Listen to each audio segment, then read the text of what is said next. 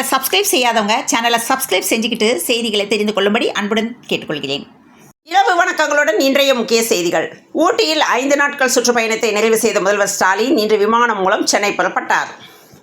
புதுச்சேரியிலிருந்து பைக்கில் மதுபானம் கடத்திய 2 பேரை விழுப்புரம் போலீசார் வளைத்து பிடித்தனர். பாஜகவின் தேசிய ஜனநாயக கூட்டணியில் அதிமுக இணைந்துள்ள நிலையில் நேற்று அதிமுக ஒருங்கிணைப்பு மீட்பு குழு சார்பில் செய்தியாளர்களை சந்தித்த ஓ பன்னீர்செல்வம், நாங்களும் தேசிய ஜனநாயக கூட்டணியில்தான் இருக்கிறோம் என்றும் தமிழகம் வந்திருந்த அமித்ஷா தங்களை அழைத்து பேசாதது வருத்தத்தை அளித்தது என தெரிவித்திருந்த நிலையில் இருவரும் எங்கள் கூட்டணி தான் என்று நயினார் நாகேந்திரன் பேட்டி அளித்துள்ளார். தன் பாலின ஈர்ப்பு செயலி மூலம் அறிமுகமான டிரைவரால் இளைஞருக்கு கொடூரம் நேர்ந்துள்ளது. ஆபரேஷன் சிந்தூர் தாக்குதல் நடவடிக்கை வெற்றியை தொடர்ந்து அதனை பாராட்டும் விதமாகவும் உயிரிழந்த இராணுவ வீரர்களுக்கு அஞ்சலி செலுத்தும் விதமாகவும் தமிழக பாஜக சார்பில் பேரணி நடத்தினர். இதில் பாகிஸ்தான் ஆதரவாளர்கள் தமிழராக இருப்பதற்கு அருகதையற்றவர்கள் என்று நயினார் நாகேந்திரன் பேசியுள்ளார். தேச உணர்வு இல்லாதவர்கள் பாகிஸ்தான் செல்லுங்கள் என்று தமிழக பாஜக தலைவர் நயினார் நாகேந்திரன் கூறியுள்ளார். சினிமா ஸ்டார் வந்தால் கூட விசிகாவிற்கு போட்டியாக வர முடியாது என்று திருமாவளவன் தெரிவித்துள்ளார். சென்னை கொளத்தூர் GKM காலனி மைதானத்தில் கொளத்தூர் தொகுதி திமுக சார்பில் ஏற்பாட்டில் மே 17, 18, 19 ஆகிய 3 நாட்கள் நடைபெறவுள்ள திராவிட மாடல் ஆட்சியின் 4 ஆண்டு சாதனை விளக்க புகைப்பட கண்காட்சியை துணை முதலமைச்சர் உதயநிதி ஸ்டாலின் தொடங்கி வைத்தார். தூய்மை பணியாளர்களுக்கான திட்டத்தில் காங்கிரஸ் தலைவர் செல்வ பெருந்தகை முறைகேட்டில் ஈடுபட்டதாக தொடரப்பட்ட வழக்கு மே 21ஆம் தேதிக்கு ஒத்திவைக்கப்பட்டது. தமிழகத்தில் இன்று 10ஆம் வகுப்பு தேர்வு முடிவுகள் வெளியான நிலையில் மதுரை சிம்மக்கல் பகுதியில் உள்ள அரசு உதவி பெறும் ஸ்ரீ சாரதா வித்யாவனம் பெண்கள் மேல்நிலைப் பள்ளியில் பயின்ற இரட்டையர்களான சகோதரிகள் மாயாஸ்ரீ மகாஸ்ரீ இருவரும் 475 என ஒரே மதிப்பெண்களை பெற்று அசத்தியுள்ளனர். வளிமண்டல கீழடுக்கு சுழற்சி காரணமாக தமிழகத்தின் பல்வேறு பகுதிகளில் மழை பெய்து வருகிறது. இந்த நிலையில் கொடைக்கானலில் திடீரென கருமேகங்கள் சூழ்ந்து ஆலங்கட்டி மழை பெய்தது. அப்போது அங்கு வந்த சுற்றுலா பயணிகள் ஆலங்கட்டி மழையை கண்டு ரசித்தனர். சென்னையில் நவீன குளிரூட்டப்பட்ட உடற்பயிற்சி மையத்தை உதயநிதி ஸ்டாலின் திறந்து வைத்தார். கடலூர் மாவட்டத்தில் ஓடும் பேருந்திலிருந்து தவறி விழுந்த காவல் உதவியாளர் பரிதாபமாக உயிரிழந்தார். மழைநீர் வடிகால் குழாயில் குட்டிகள் தவறி விழுந்ததால் தாய் நாயின் அழுகுரலை கேட்ட பொதுமக்கள் குழாயை உடைத்து குட்டிகளை மீட்ட நெகிழ்ச்சியான சம்பவம் சென்னை அருகே நிகழ்ந்துள்ளது. பாஜகவுடன் கூட்டணி இல்லை, விஜய் எடுக்கும் முடிவுக்கு நான் கருத்து சொல்ல முடியாது என்று நயினார் நாகேந்திரன் தெரிவித்துள்ளார். +2 தேர்வில் 58%, 10ஆம் வகுப்பில் 66% தேர்ச்சி. மாடல் பள்ளியே ஒரு மாடலாக இருக்கு என்று ஆசிரியர்களிடம் சமூக ஆதங்கம் தெரிவித்துள்ளது. தமிழக சட்டப்பேரவையில் ஏப்ரல் 28ஆம் தேதி விதி அன்று எண் 110 கீழ் தமிழ்நாடு அரசு ஊழியர்களுக்கான அகவிலைப்படி 2% உயர்த்தி வழங்கப்படும் என்று முதலமைச்சர் மு க ஸ்டாலின் அறிவித்தார். இந்நிலையில் தற்போது தமிழக அரசானது அகவிலைப்படி உயர்வு குறித்து அறிவிப்பு ஒன்றை வெளியிட்டுள்ளது. ஓய்வூதியர்களுக்கு இம்மாத ஊதியத்துடன் 4 மாத அகவிலைப்படி என்று வெளியிட்டுள்ளது. நடிகர் அஜித் 8 மாதங்களில் 42 கிலோ எடை குறைத்துள்ளதாகவும் டீ டோட்டலராகவும் சைவ உணவு உண்பவராகவும் மாறிவிட்டேன் என்று தெரிவித்துள்ளார். டாஸ்மாக் முறைகேடு புகார் தொடர்பாக அமலாக்கத்துறை விசாரணை நடத்தி வரும் நிலையில் இன்று டாஸ்மாக் நிறுவனத்தின் மேலாண் இயக்குநர் விசாகன் வீட்டில் அமலாக்கத்துறை சோதனை நடத்தி வருகிறது. சிவகாசியில் ரயில்வே மேம்பாலத்துக்கான ராட்சத இரும்பு கல்லர்கள் பொருத்தும் பணி நடக்கிறது.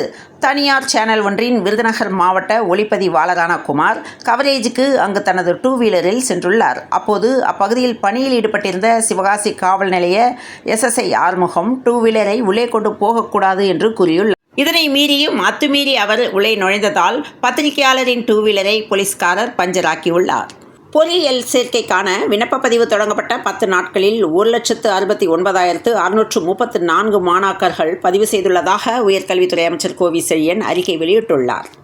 தர்மபுரியை சேர்ந்த முகமது சுஹில் என்பவர் சேலம் மத்திய சிறையில் இருக்கும் கைதி ஒருவரை பார்க்க சென்றார். அப்போது கைதி ஒருவருக்கு பிஸ்கட் பாக்கெட்டுகளை கொடுக்க முயற்சி செய்தபோது அங்கிருந்த காவலர் ஒருவர் சந்தேகத்தின் பேரில் பிஸ்கட் பாக்கெட்டை பிரித்து பார்த்துள்ளார். அதில் உள்ள பிஸ்கட் பாக்கெட்டுக்குள் கஞ்சா மறைத்து வைக்கப்பட்டு இருந்தது கண்டுபிடிக்கப்பட்டது. இதனையடுத்து முகமது சுஹிலை போலீசார் கைது செய்தனர். போலீசாரின் முழு கண்காணிப்பில் இருக்கும் சிறைச்சாலையிலேயே கஞ்சாவை விற்க முயற்சி செய்த சம்பவம் பரபரப்பை ஏற்படுத்தியுள்ளது.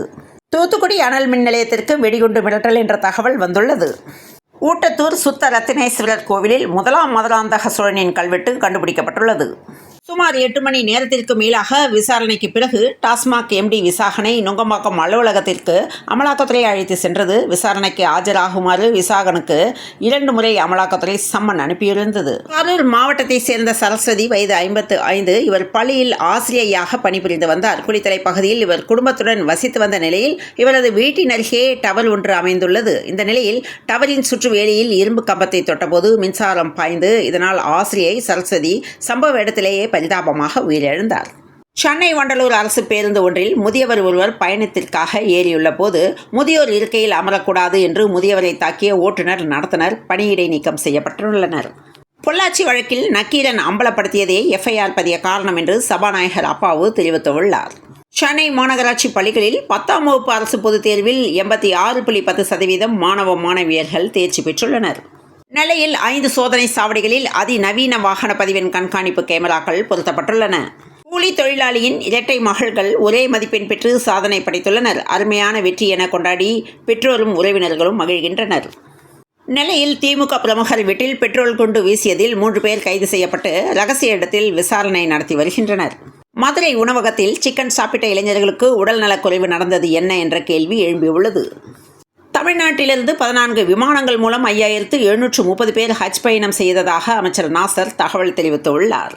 தமிழக வெற்றிக் கழக மாவட்ட செயலாளர்கள் கூட்டம் இன்று கட்சியின் தலைமை அலுவலகத்தில் நடைபெற்ற நிலையில் மே மாத இறுதிக்குள் தமிழக வெற்றிக் கழக சார்பு அணி நிர்வாகிகளை நியமிக்க வேண்டும், கட்சியின் கட்டமைப்பு பணிகள் அனைத்தையும் முடிக்க வேண்டும் என்று அறிவுறுத்தப்பட்டுள்ளதாக தகவல் வெளியாகியுள்ளது. சென்னையில் நாளை காலை 9 மணி முதல் மதியம் 2 மணி வரை மின் வாரிய பராமரிப்பு பணி காரணமாக சென்னிக்குப்பம், கண்டபாளையம், ஆயில்சேரி அதனை சுற்றியுள்ள பகுதிகளில் மின்தடை ஏற்படும் என்ற தகவல் தெரிவித்துள்ளனர். மாமன் படத்தை பார்த்து நிறைய பேர் அழுதுட்டாங்க என்று மாமன் படம் குறித்து சூர்யா தகவல் தெரிவித்துள்ளார். 10 மற்றும் 11ஆம் வகுப்பு பொதுத் தேர்வு முடிவுகள் இன்று வெளியான நிலையில் தேர்வில் தேர்ச்சி பெற்றுள்ள மாணவர்களுக்கு முன்னாள் பாஜக மாநில தலைவர் அண்ணாமலை வாழ்த்து தெரிவித்துள்ளார். நெல்லை மாவட்டம் மானூர் பகுதியைச் சேர்ந்த இளைஞர் ஒருவர் தனிமையில் இருந்தபோது செல்போனில் பெண் போல பழகி இளைஞரிடம் 3 மோசடி செய்ததாக கைது செய்யப்பட்டுள்ளனர். அண்ணாமலையார் திருக்கோயிலில் பாஜக முன்னாள் மாநில தலைவர் அண்ணாமலை இன்று சாமி தரிசனம் செய்தார். அப்போது செய்தியாளர்களை சந்தித்த போது ஆடு மாடுகளை மேய்த்துக்கொண்டு நிம்மதியாக இருக்கிறேன் என்று பேசியுள்ளார். இங்கிலாந்துக்கு சுற்றுப்பயணம் செய்யவிருக்கும் இந்திய அணி ஜூன் 20 முதல் ஆகஸ்ட் 4 வரை 5 டெஸ்ட் போட்டிகள் கொண்ட தொடரில் விளையாட உள்ளது. இத்தாலி ஓபன் டென்னிஸ் இறுதிப் போட்டிக்கு அல்காரஸ் முன்னேறினார். உத்வேகமாக இருந்து உள்ளீர்கள் என்று ரோஹித் சர்மாவை சூரியகுமார் யாதவ் பாராட்டியுள்ளார். தங்கம் கிராமுக்கு ரூபாய் 110, பவுனுக்கு ரூபாய் 880 உயர்ந்துள்ளது. இன்று வெள்ளி விலையில் எந்த மாற்றமும் இல்லை. அதன்படி சென்னையில் இன்று 22 கேரட் ஆபரண தங்கத்தின் விலை ஒரு சவரன் 69,760 ரூபாய்க்கும், 1 கிராம் 8,720 ரூபாய்க்கும் விற்பனையானது. கடுமையான கோடைக்காலம் இன்றுடன் நிறைவு பெறுகிறது. வட தமிழகம் மற்றும் சென்னை, செங்கல்பட்டு, திருவள்ளூர், காஞ்சிபுரம் மாவட்டங்களில் இன்று முதல் மழைக்கான வாய்ப்பு அதிகரித்துள்ளதாக தமிழ்நாடு வெதர்மேன் என அறியப்படும் பிரதீப் ஜான் தெரிவித்துள்ளார். இத்துடன் இந்த செய்திகள் நிறைவடைந்தன. மீண்டும் நாளை காலை செய்தியில் சந்திப்போம். நன்றி, வணக்கம்.